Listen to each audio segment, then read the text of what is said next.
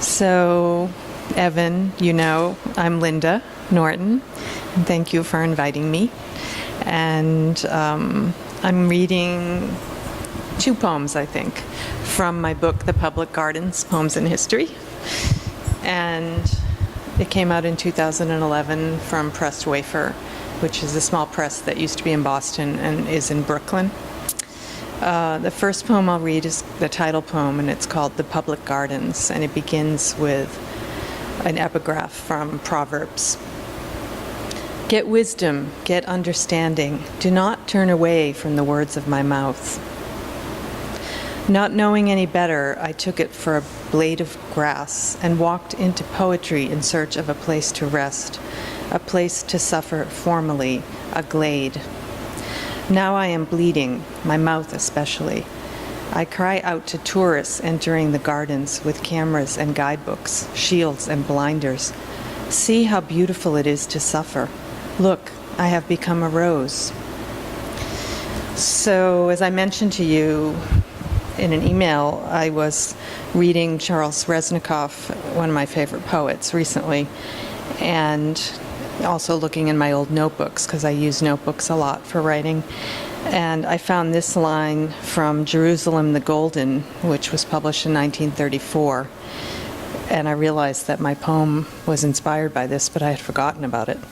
My hair was caught in the wheels of a clock and torn from my head. See, I am bald.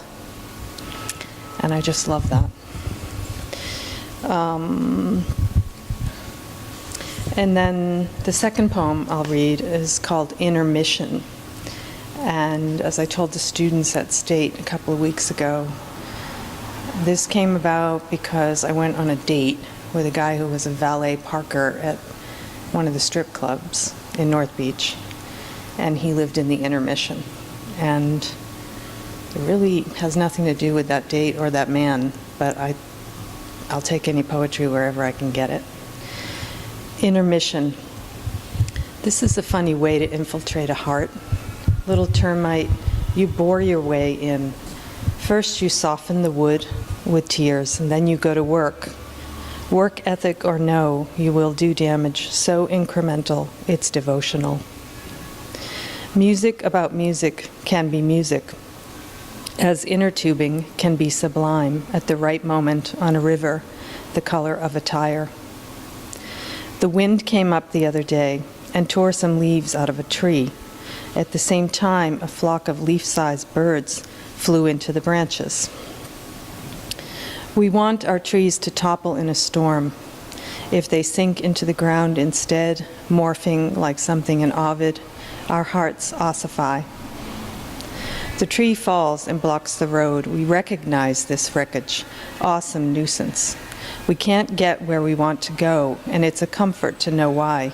And nothing's wasted. We can use the firewood as we use a body at a wake.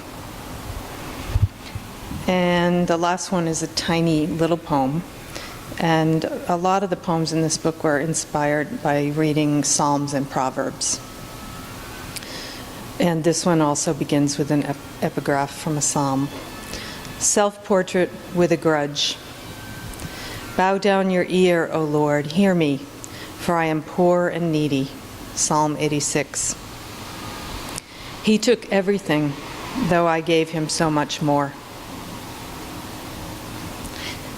And that's all. Thank you.